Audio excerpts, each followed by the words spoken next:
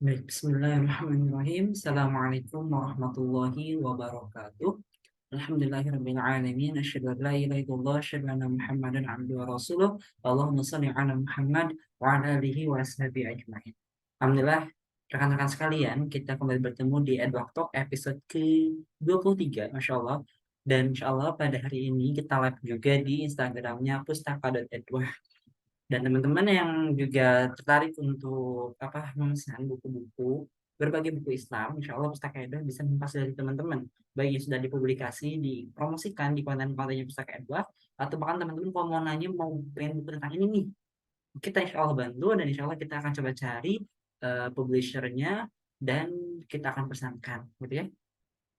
Dan tentunya live ini akan diupload recordnya di YouTube-nya Edward TV. Jadi silakan teman-teman bisa mereview kembali materi yang pernah disampaikan dari Edward Talk 1 sampai Edward Talk hari ini. Ya, mudah-mudahan bermanfaat.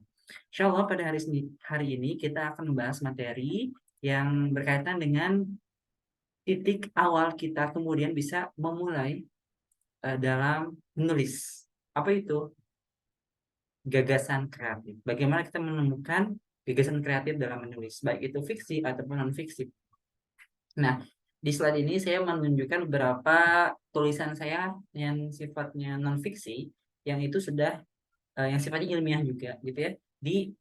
Pernah dipublikasi di beberapa jurnal, khususnya jurnal internasional ya.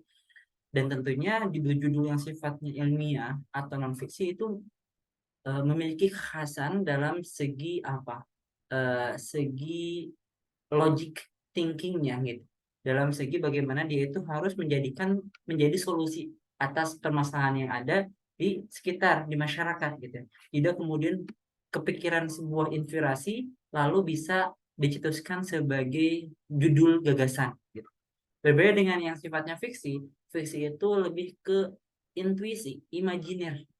Setiap orang bisa menuangkan imajinasinya dalam sebuah gagasan kreatif, tapi PR-nya adalah bagaimana menjamu, bagaimana mengcustom gitu ya, menyajikan agar imajinasi, intuisi ini dinikmati oleh pembaca lebih nyaman, lebih enak gitu ya, lebih eh,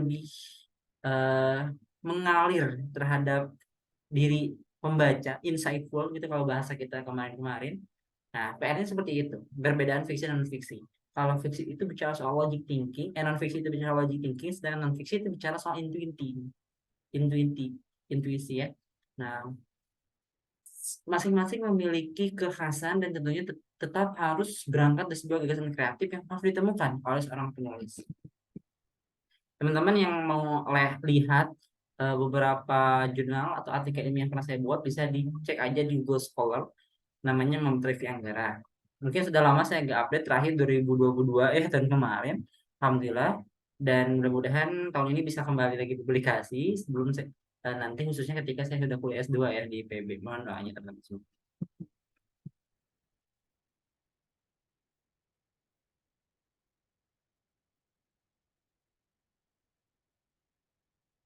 Nah, leadership and making a movement, then let's watch a movement happen start to finish in under 3 minutes and dissect some lessons.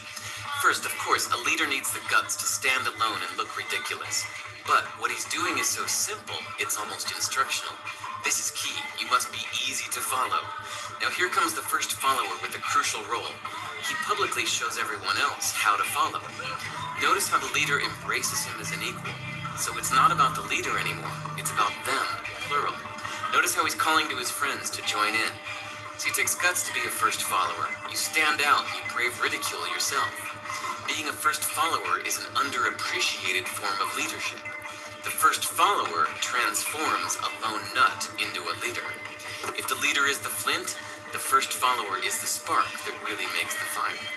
Now here's the second follower. This is a turning point. It's proof the first has done well. Now it's not a lone nut and it's not two nuts. 3 is a crowd and a crowd is news. A movement must be public. Make sure outsiders see more than just the leader. Everyone needs to see the followers because new followers emulate followers, not the leader. Now here come 2 more people, then 3 more immediately. Now we've got momentum. This is the tipping point and now we have a movement. As more people jump in, it's no longer risky. If they were on the fence before, there's no reason not to join in now. They won't stand out, they won't be ridiculed, and they will be part of the in crowd if they hurry. And over the next minute, you'll see the rest who prefer to stay part of the crowd, because eventually they'd be ridiculed for not joining. And ladies and gentlemen, that is how a movement is made. So let's recap what we've learned. If you are a version of the shirtless dancing guy, all alone, remember the importance of nurturing your first few followers as equals, making everything clearly about the movement, not you. Be public, be easy to follow. But the biggest lesson here, did you catch it? Leadership is overglorified. Yes, it started with the shirtless guy, and he'll get all the credit, but you saw what really happened. It was the first follower that transformed a lone nut into a leader. There's no movement without the first follower. See, we're told that we all need to be leaders, but that would be really ineffective. The best way to make a movement, if you really care, is to courageously follow and show others how to follow. When you find a lone nut doing something great, have the guts to be the first person to stand up and join in.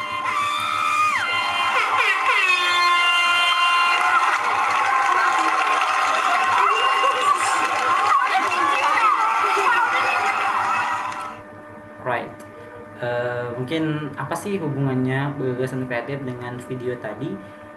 Sebenarnya video ini bicara soal leadership, teman-teman. Dan leadership ini tuh sebenarnya adalah sebuah sikap yang harus dimiliki setiap orang. Bahkan bicara soal teman-teman gagasan kreatif. Namun poin yang ingin saya angkat adalah tentang bagaimana kita menciptakan sebuah movement. Itu seringkali disebutkan di narator ya. Movement, making movement gitu ya, turning point, tapping point gitu ya, sampai dengan momentum first follower itu, second follower, until semuanya itu membuat sebuah movement yang bersama-sama mendukung movement itu. Nah, movement apa itu movement? Movement itu kalau bahasa Indonesia perubahan, dan tentunya perubahan itu harus ada gagasan.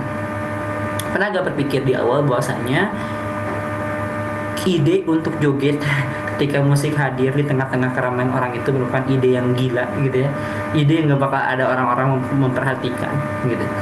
Dan ternyata yang awalnya itu mungkin dilihat kayak GJ gitu ya, word, tapi ternyata hampir satu lapangan di situ ikut semua berjoget gitu ya.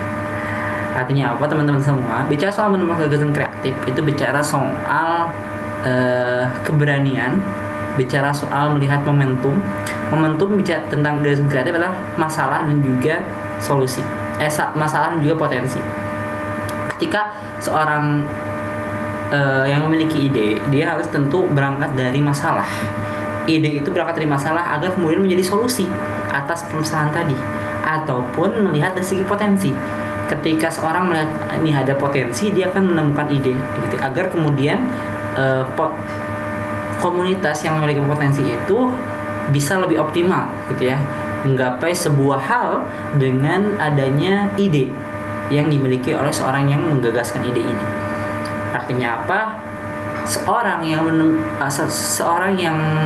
memiliki leadership, dia akan mampu menciptakan ide-ide gitu. Karena pemikirannya itu akan mengarah untuk memperbaiki masyarakat. Pikirannya akan terus mengarah untuk mencari potensi. Pikirannya akan terus mengarah untuk tidak diam gitu ya, tidak diam. Itu seorang leader ya. Makanya harus menjadi seorang yang mengawali atas setiap hal yang itu memerlukan ide-ide kreatif ya. Mudah-mudahan mendapatkan garis benang merahnya ya. Mengapa demikian? Karena sebagai seorang mahasiswa, teman-teman, itu kita harus bergerak lebih sebentar. Oke, tadi kepencet ya. Sebagai seorang mahasiswa atau akademisi, maka janganlah jadi mahasiswa yang biasa saja. Saya ingin mengajak teman-teman menjadi kursi-kursi. Apa itu kursi-kursi? Kalau teman-teman pernah mendengar di perkuliahan ada kura-kura, kuliah rapat, terus apa lagi, kupu-kupu, kuliah pulang, gitu ya. Nah, saya mengajak teman-teman jadi orang yang kursi-kursi. Apa itu kursi-kursi? Nggak boleh buat. Nah, kuliah prestasi, kuliah harusnya ini ganti kuliah prestasi, kuliah kontribusi gitu ya. Tentu orang yang berprestasi dia harus harus menjuarai beberapa kompetisi, dan tentu untuk menjuarai dia harus memiliki ide-ide gagasan yang menjadikan dia juara gitu. Begitupun berkontribusi, misal ketika teman-teman di organisasi gitu ya, teman-teman punya ide gitu ya, oh, ini kayaknya organisasi kita harus mengadakan program kerja ini nih. Nah, itu kan ide teman-teman. Artinya ide kreatif itu menjadi bahan untuk berkontribusi dan memberikan peluang untuk seseorang berprestasi gitu. Makanya penting mengawali kontribusi dan prestasi teman-teman dengan ide yang kreatif.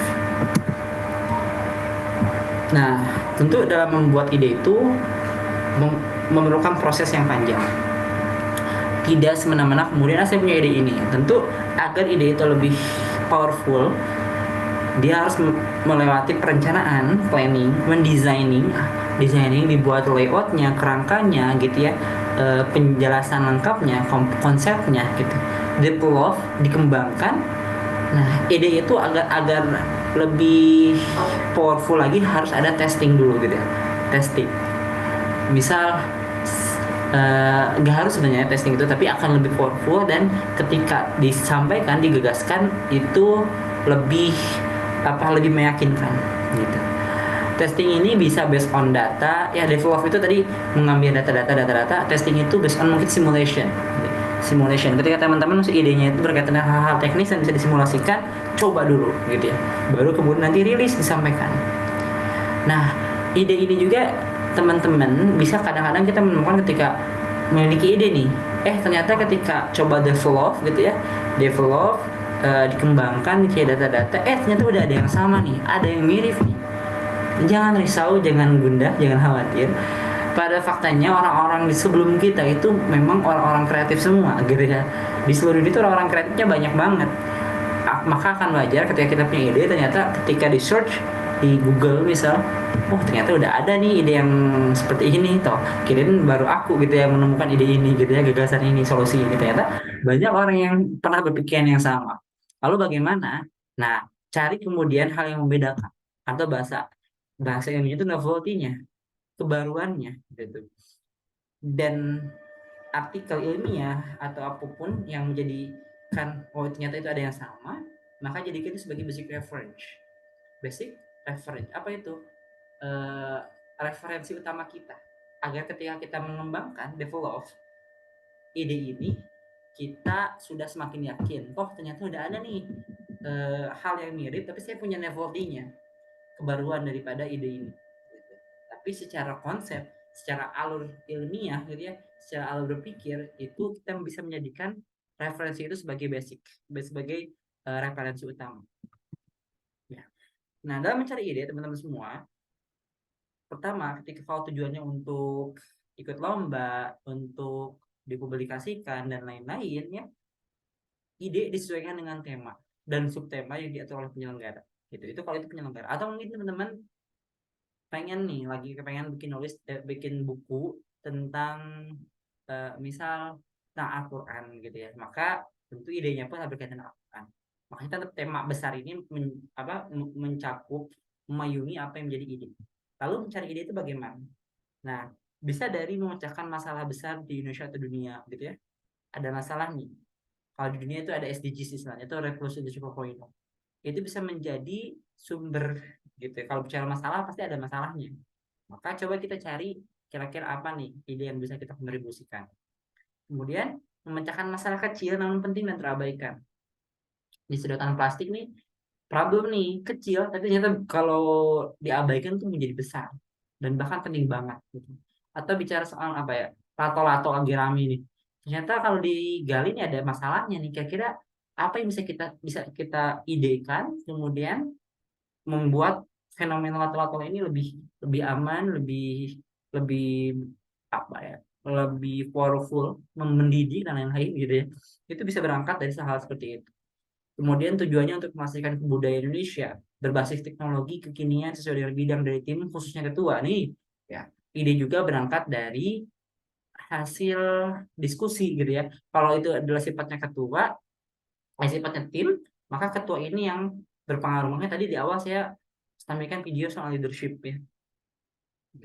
Kemudian berpeluang juara atau lolos gitu ya. Ide juga harus yang paling utama itu bermanfaat. Bonusnya itu juara atau lolos gitu ya. Nah, agar juara atau lolos dalam sebuah event, maka idenya harus kreatif dan disajikan dengan kreatif juga dan lain-lain. Intinya apa? Ketika menjadi mahasiswa, teman-teman itu memiliki fungsi sebagai seorang insan akademis ya. Insan akademis itu adalah mereka yang mengkritisi permasalahan sekitar dan memberikan opini, solusi tepat guna untuk memecahkan masalah tersebut. Ini dokumentasi ketika saya di Kemdikbud waktu itu eh, apa ya, sosialisasi dan juga pengesahan gitu ya, eh, kampus Merdeka. Benar pendengar ya, Merdeka Belajar, kampus Merdeka Merdeka Belajar ya. Eh, dan kampus Merdeka ini hadir diidekan oleh Mas Nadiem Makarim, Menteri Pendidikan kita, tujuannya untuk memberikan solusi permasalahan pendidikan di Indonesia gitu. Walaupun tentu itu ibaratnya banyak genteng bocor dan diganti gentengnya gitu ya. Tapi ini merupakan ide yang kreatif gitu ya, yang mungkin sebelumnya belum pernah terpikirkan gitu ya, dan tentu perlu diacungi jempol. Nah, foto di bawah itu ketika saya lolos pendanaan PKMM, kalau dulu PKMM ya, sekarang menjadi PKMPM. Yang itu adalah pengabdian masyarakat, di mana tempatnya di masjid saya tinggal waktu kuliah, judulnya adalah Quranic Parenting. Bagaimana pola asuh kepada anak ya yang sesuai Al-Quran, sesuai daripada contoh dari Nabi gitu ya. Dan waktu itu saya coba kolaborasikan antara masjid saya yang di situ ada DTA dengan orang tua para santri gitu, agar kemudian terjalin pola asuh antara guru di masjid gitu ya, di madrasah dengan orang tua di rumah, sehingga kemudian terbangun Quranic parenting. Nah, ide-ide tadi kan berangkat dari masalah yang ada. Saya memiliki ide untuk judul Quranic parenting ini itu berangkat dari permasalahan bahwasanya ada miss nih antara guru di madrasah. Waktu itu saya sebagai guru kepala diniyahnya gitu ya, guru di madrasah dengan apa, dengan orang tua santri di rumah, ada miss gitu. Makanya harus dipadu-padankan agar sama-sama memiliki visinya apa, Quranic parenting, memberikan pendidikan pola asuh kepada anak yang sesuai Islam, kurang lebih seperti itu. Nah, itu kan berangkat dari permasalahan dan juga potensi. Nah, contoh lainnya teman-teman semua, ide itu seperti ini nih, ada kebakaran hutan. Maka saya punya ide nih, alarm kebakaran hutan radius 1 hektar. Nah, baru cari kelompoknya dan jadilah sebuah ide. Maka mencari ide itu berangkat dari permasalahan, kemudian ada rasa empati dan kemudian ada ide untuk memberikan solusi. Dan solusi ini akan menyelesaikan permasalahan. Jadi ini saling berhubungan. Sumber ide bisa berangkat dari bacaan kita, membaca laporan hasil penelitian, berangkat dari hasil seminar dan diskusi, kemudian pernyataan pemegang kebijakan, browsing internet, gitu, pengalaman pribadi ataupun pengamatan lainnya. Pertimbangan menetapkan ide itu, apakah ide tersebut bermanfaat? Nah, ya. Kemudian apakah ide tersebut mempunyai potensi, gitu ya? Jangan sekedar ide ini aku enjoy lah, ide ini fashion aku lah, tapi gak bermanfaat, tapi gak memiliki potensi, hanya sekedar aku passion saja. Maka ketika bicara kalau kita lihat dari konsep ikigai ya teman-teman, kita itu harus mengambil irisan antara potensi kita, kemudian bukan potensi, passion kita, kemudian apa yang dibutuhkan masyarakat, dan di mana yang di situ kita ahli gitu ya. 3 hal ini. Maka harus diperhatikan. Nah, mempunyai potensi, bermanfaat, kemudian menarik, gitu ya. Apakah ada keunggulannya, memberikan inovasi, data bisa diperoleh. Nah, jangan kemudian kita memiliki ide yang tidak realistis, tidak achievable, ya, tidak mungkin dicapai karena datanya sulit. Kayak bisa punya ide membandingkan pendidikan antara Finlandia dan Indonesia, gitu. Itu kan bisa data didapat, mungkin sekunder, tapi secara kalau mau data primer sulit gitu ya contohnya. Atau mungkin idenya ingin membangun jembatan antara Asia dan Amerika gitu ya. I think it's not achievable gitu ya. Makanya harus smart, specific, measurable, achievable, realistic, and jelas kemudian ada nanti time bound-nya kalau dalam bentuk varietas ilmiah. Nah, contoh ide yang bagus. Ini Agustina. Agustina dan teman-temannya tinggal di Wamena, Papua, wilayah terpencil di Indonesia Timur. Agustina ini anaknya ceria dan mendidik. Oke, teman-teman bisa tonton videonya lebih lengkap. Kenapa saya gak tampilkan? Kenapa? Khawatirnya nanti kena hak cipta gitu ya teman-teman di YouTube-nya. Ataupun teman-teman bisa cari di Google. Contohnya adalah video PKM GFK, gagasan futuristik dan konstruktif. Itulah video-video gagasan hebat waktu itu, ataupun bisa PKM aja ketik gitu ya. Karena tahun 2020 lalu banyak PKM yang dirubah luarannya jadi video. Termasuk waktu itu saya pernah lolos PKM judulnya Dynamic Hijaiyah Braille Display. Bagaimana itu alat untuk mendukung pembelajaran Al-Quran anak-anak tunanetra, siswa tunanetra di Bandung waktu itu. Itu ada videonya juga, video saya dan tim. Silakan tonton. Dan itu semua tuh jelas banget idenya berangkat dari mana, kemudian memberikan solusi untuk apa gitu, dan bagaimana mengemas agar itu menarik, bermanfaat, dan memiliki potensi. Ya, data-data juga begitu lengkap. Silakan teman-teman bisa cek ya. Dan intinya ketika teman punya ide, teman-teman harus punya keberanian untuk riding the wave or making the wave, untuk mengendalikan gelombang atau membuat gelombang itu sendiri. Begitu banyak ide-ide muncul, tapi bagaimana ide-ide teman itu bisa terlihat di permukaan. Riding the wave or making the wave. Itu saja untuk materi kita hari ini. Terima kasih, mudah-mudahan bermanfaat. Assalamualaikum warahmatullahi wabarakatuh.